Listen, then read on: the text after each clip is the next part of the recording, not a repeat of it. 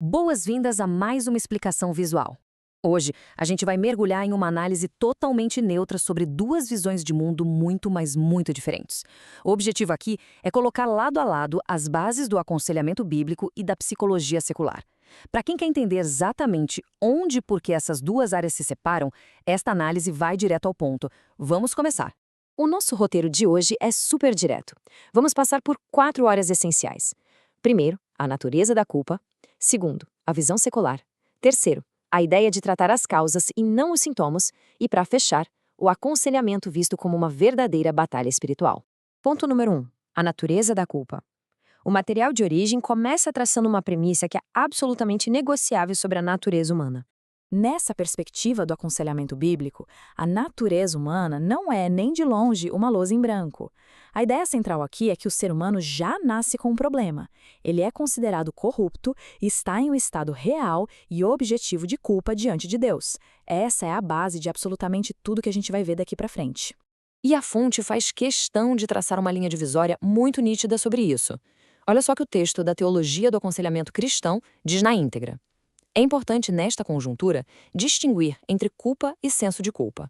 Na linguagem e na literatura psiquiátrica, geralmente, não se faz distinção entre os dois conceitos. Ou seja, o argumento é que a psiquiatria falha justamente por misturar a realidade objetiva com a mera percepção dessa realidade. Trazendo isso para uma linguagem mais clara, a fonte bate na tecla de que a culpa é um fato concreto. É o ato de ter quebrado um padrão divino, e isso independe do que a pessoa está percebendo ou vivenciando no momento. Por isso mesmo, usar termos ligados apenas à área emocional para descrever o problema real é visto como um baita erro dentro dessa estrutura. De um lado, temos o estado real de transgressão e do outro apenas a consciência de ser culpado. Ponto número 2. A visão secular. Agora que esse estado objetivo foi muito bem definido, o material passa a contrastar isso diretamente com as abordagens psicológicas. Aqui, a gente vê como a teologia enxerga o método clínico moderno.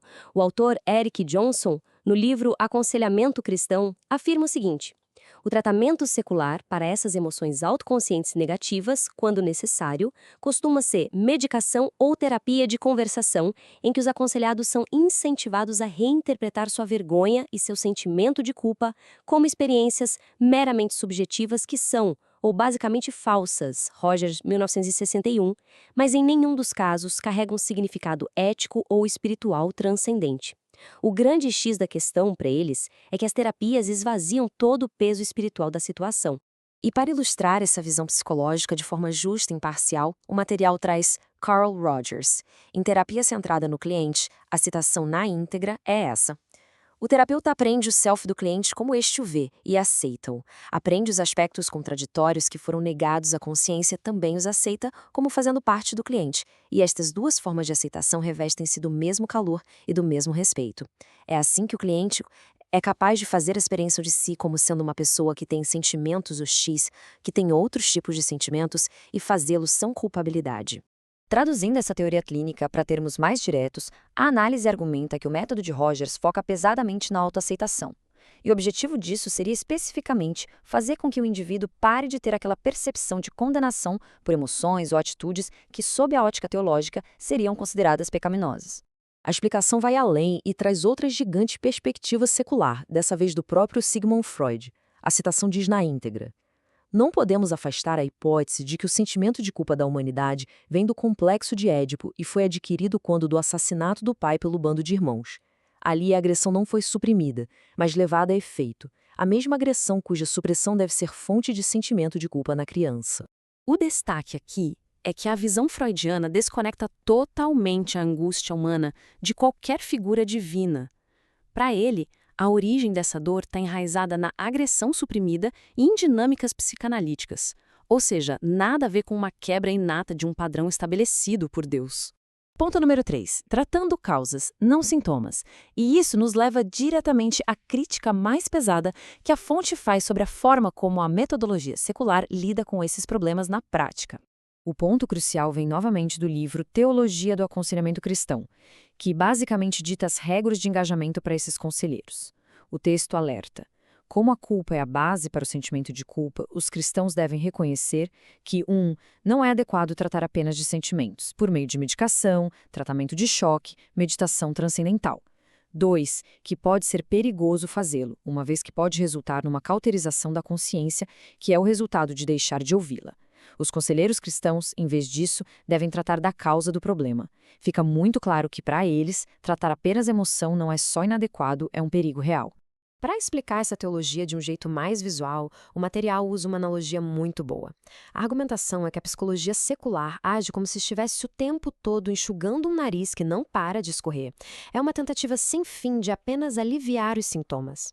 Em contrapartida, o aconselhamento bíblico tem o objetivo de ir direto à raiz e exterminar o vírus da gripe que está causando todo o estrago desde o começo. Ponto número 4. O aconselhamento como batalha. O que nos traz à nossa última sessão, onde o aconselhamento é enquadrado em termos bem literais de combate.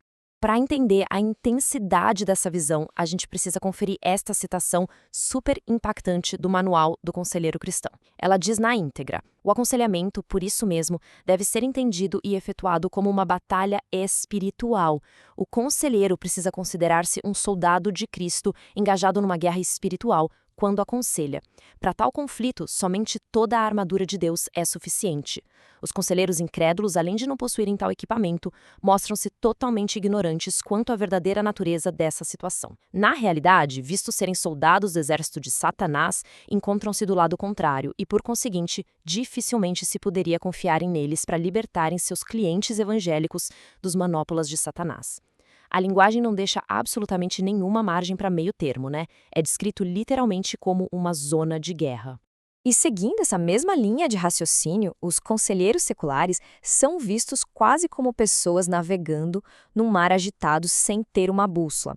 A perspectiva apresentada é de que eles são completamente desequipados e ignoram a verdadeira essência do problema humano, acabando, na prática, por operar no lado oposto desse profundo conflito espiritual. Por fim, o material deixa no ar uma pergunta bem provocativa que resume toda essa tese central, usando uma cena do nosso dia a dia.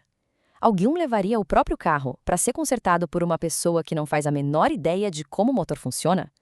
O raciocínio lógico da fonte é que, se a psicologia secular não entende os fundamentos teológicos de como a natureza humana foi projetada, seria impossível para ela consertar o que está quebrado. O nosso objetivo hoje foi justamente mapear essas distinções profundas e mostrar de forma clara como essa visão fundamenta sua oposição às terapias modernas. Fica o convite para a gente refletir sobre as bases dessas duas formas de enxergar o mundo. Um abraço e até a nossa próxima explicação.